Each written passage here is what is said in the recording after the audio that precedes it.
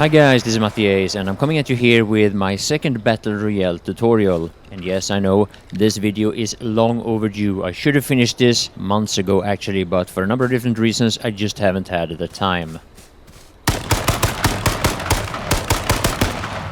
Let me start off by saying that sometimes when we play this game, we can win the most crazy engagements where we have all the odds against us and we really should have just died.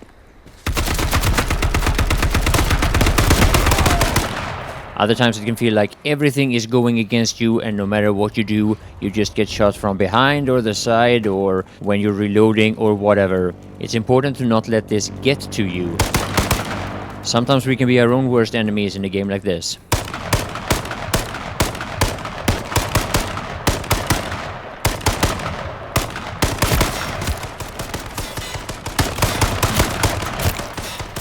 Oh fuck, I ran out of ammo. Now, one out of many things that is really important in this game is what you have in your inventory, what you loot, what you prioritize, and how you manage it once you have it. Here you see me losing my helmet in this fight, and one of the things that a lot of people have asked me about is my choice of helmet. And I'll take a moment here to elaborate on that. Here you see me using the motorcycle helmets. I lost one just in this fight, and I'm putting a new one back on. Now normally this late in a Battle Royale I start using the tactical helmet instead, and that is because if you get hit in the head with a sniper rifle or the hunting rifle, if it hits the helmet you will actually survive it if you wear the tactical helmet. But if you're wearing a motorcycle helmet, a headshot from a hunting rifle is a one-hit kill. Now, if you have spare helmets and spare body armor, make sure that they're in good condition and wear the things that are in full condition if you have any. All you need to do is hold your mouse arrow above the item that you want to check and you will see its condition in the numbers. Another thing that a lot of people are asking me about is also how do you move your status indicator. By default, it's in your lower right side corner. Well, whenever you open your inventory by pressing tab, you get the mouse arrow, and you can use the mouse arrow by just dragging the status indicator to wherever you want it to be. Now, a while back, you could stack first aid kits, meaning that you could have several of them applied at the same time, giving you a boost to your healing. This doesn't work anymore, but you can still stack bandages, and you can stack bandages with one applied first aid kit. Now, two of the most used weapons in Battle Royale are definitely the AR-15 and the AK-47. And one of the similarities between these two weapons is that if you are wearing a motorcycle helmet and you take one hit to the head, you will lose your motorcycle helmet, 45 hit points, and you will get moderate bleeding. This is of course less protection than you'll get from the tactical helmet, but since the tactical helmet doesn't protect your face, you can still get one hit killed while wearing the tactical helmet as if you were not wearing a helmet at all. Because naturally, a shot to the face counts as a headshot. Now in this engagement you see me surviving while losing my helmet. Obviously I have no idea whether or not I would do better had I been using a tactical helmet instead. So the way I see it, you're taking a chance either way. So for the early and mid game in Battle Royale I would say make your choice and believe in it. Now for the late game in Battle Royale, however, the moment I start hearing those hunting rifle shots, I normally switch to a tactical helmet if I have the time and if I have one in my inventory, which normally I do have. Normally I try to make an educated guess to whether or not it's likely that my opponent will use a hunting rifle against me based on the range and the terrain, and many times I do switch from a motorcycle helmet to a tactical helmet in those situations.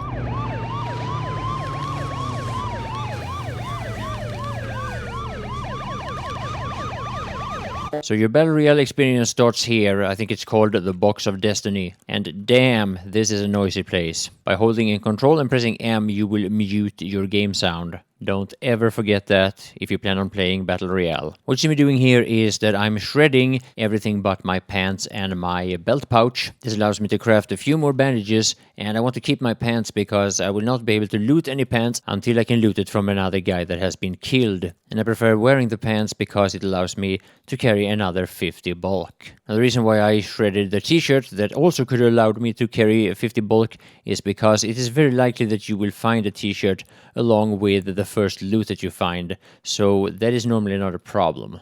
You also saw me changing my render distance, and the way I do it is that I have the render distance set to like 1900 or 2000 when I spawn in. If you set your render distance to this distance or higher, you will be able to see the ground the moment you drop, and therefore you'll be able to decide where you want to go. Sometimes I change the render distance down to around 1,000 while still being in the air. Sometimes I want to land first because I might feel like I need to control my landing the entire time of the descent. Otherwise, things like this can happen. So yeah, far from optimal landing, and looking back at this, I should of course have waited until I was on a safe location on the ground before entering my settings options. Now if you find yourself in a situation where somebody's shooting at you when you cannot shoot back, one of the things that makes you a very hard target is jumping.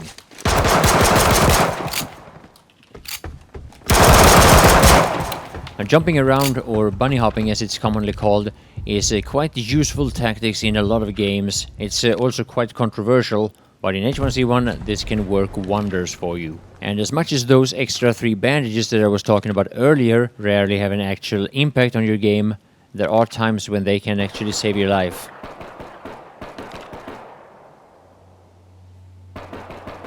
Now pistols are not used very much in Battle Royale, but as you can hear in the background,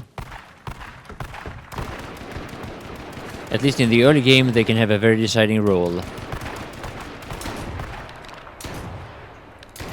It is very easy to underestimate pistols.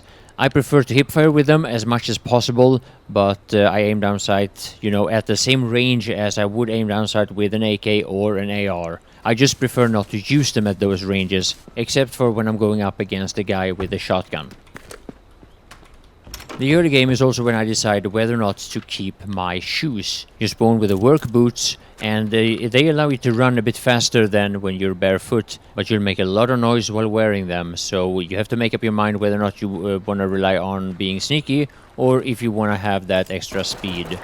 Me, I never take them off until I land, because there are sometimes, especially in the early game, where you have to cover quite a bit of ground, and if you end up in that kind of situation, the extra speed is actually well worth it, but that's just my opinion. Now, from the very beginning to the very end of the match, it can actually be well worth it to be opportunistic. If you are near a gunfight that just ended, it's very likely that the winner of the fight is a very easy target for you, because he's either standing still healing up, or he's standing still looting. What I would say about this is never stand up while doing either of it. Press the key Z for prone, otherwise you're just begging for this to happen.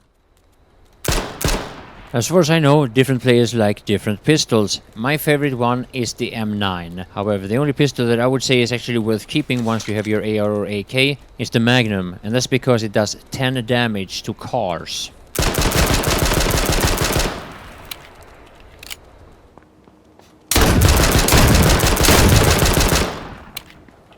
Another one, and I think only benefit that the M9 has over all the other pistols is the 15 rounds magazine. This is the biggest of all 4 of them.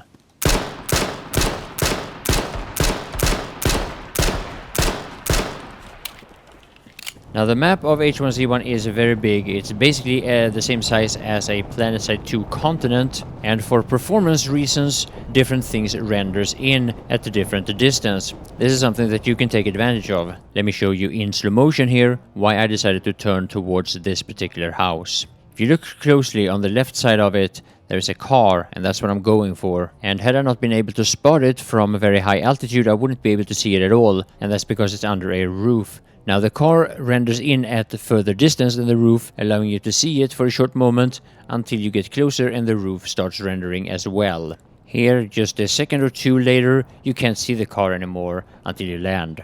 Now, as you may or may not know, when I play H1Z1, I play about 90, maybe 95% of the time the core mode or survival. There are both similarities and differences between these two game modes.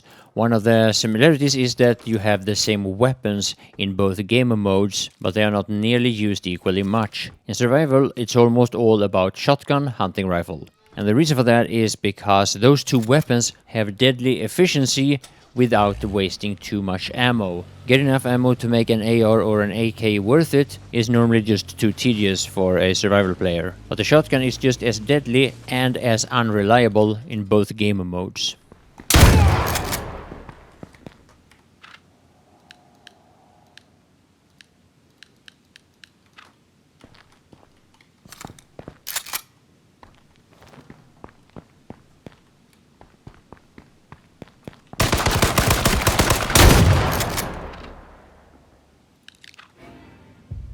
Oh, a bunch of teamers.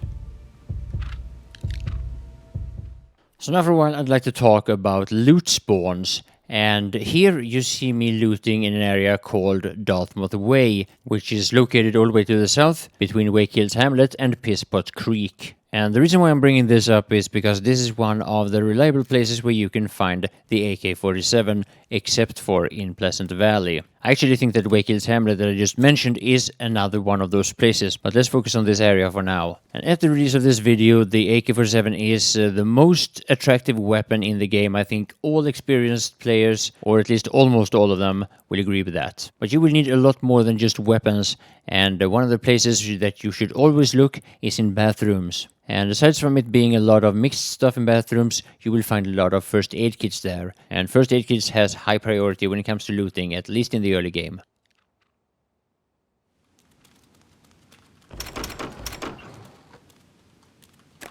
Now, aside from the obvious first aid kits that you will see right away when you open a door, remember to check behind the doors. And when it comes to residential areas like this with houses that at the first look looks very similar, there are actually quite a number of different house types. And I want to quickly just show you this one that you see here. It has an office to the right after you get up from the stairs, and then there are two bathrooms in front of the stairs like this. And houses that looks like this with this design can be found in a lot of different areas on the map, and they normally have a lot of good loot on the second floor. But unless you know it, it's very easy to miss a lot of these first aid kits, because the moment you open the door to check the bathroom for loot, the first aid kit will end up behind the open door, so you have to close it again while being inside the bathroom in order to see it. Here I'm in the same house type again, and I will show you this a second time, how the first aid kits will be behind the door that you have to close in order to get to it.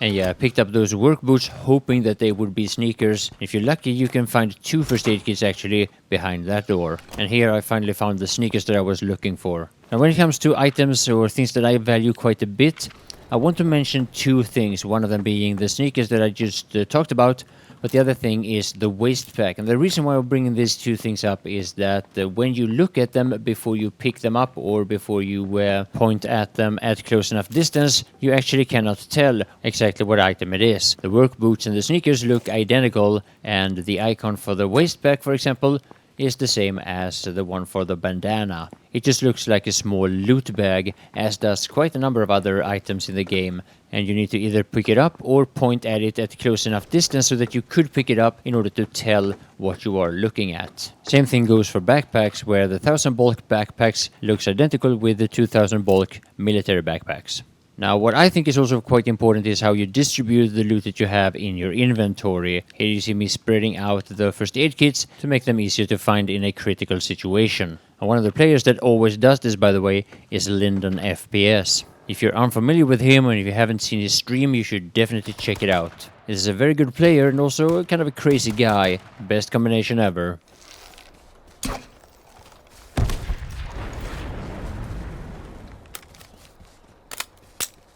So now when it comes to loot, there are certain things that are more common in certain areas. One of the easier examples to bring up is the explosive tipped arrows that you saw me use.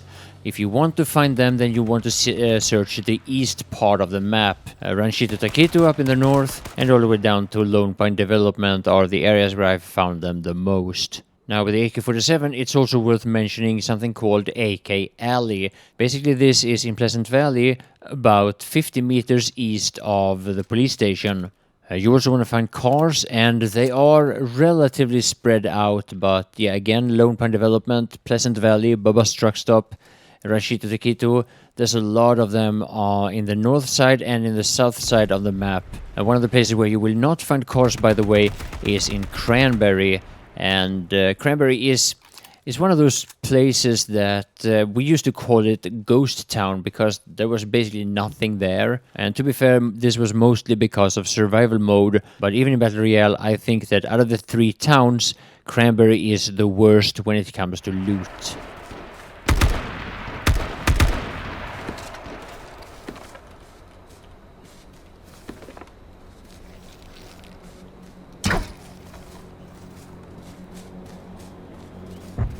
Too high. Too low. Right on.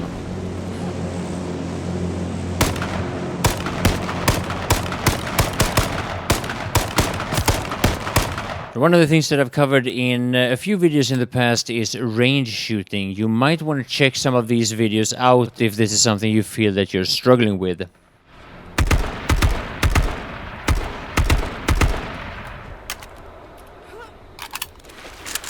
And one of the things you have to determine is, of course, when you can keep your aim on the target where you want the bullets to hit, and then from what ranges you have to start aiming above. Here you see the difference.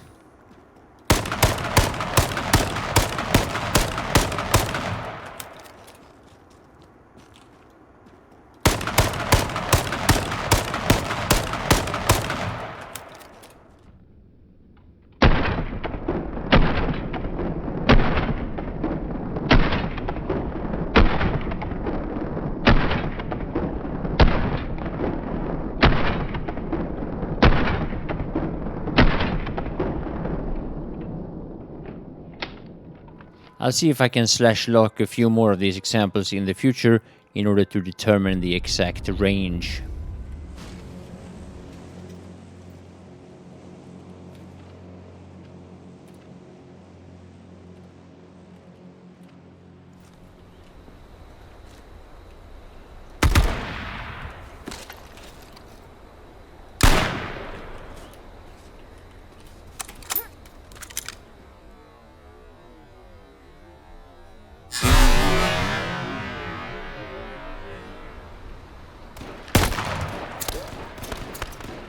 Now, there was actually quite a bit more that I was going to cover, but even if I made this video hours long, I still wouldn't be able to fit in everything that I wanted to bring up. So I'm just going to have to split this into a number of different parts. I'm not really sure how many, it all depends on your feedback, of course. And one of many things that I was planning on adding into this video was my settings in the user options INI file. And I will cover it, I promise. I'm sorry that there is only 24 hours in a day and only 7 days in a week. Either way, I hope this video was helpful, and I want to thank you all for watching.